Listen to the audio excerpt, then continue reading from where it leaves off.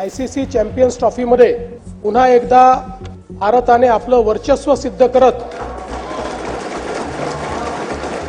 ही trophy जिंकलेली आहे। ही आपल्या सर्वांकरता अतिशय अभिमानाची बाब आहे। कर्णधार रोहित शर्मा असतील किंवा संघाचे प्रशिक्षक गौतम गंभीर असतील, यांचं आपण सगळे या ठिकाणी मनापासून अभिनंदन करूया। कॅप्टन रोहित शर्मा यांच्या नेतृत्वामध्ये या टीमने प्रचंड मेहनत केली।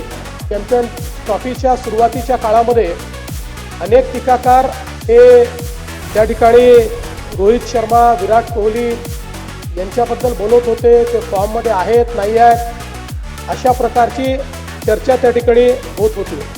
फॉर्म हा टेम्पररी असतो, जो क्लास असतो तो परमनंट असतो, हे या दोघांनी या ठिकाणी दाखवून दिलं।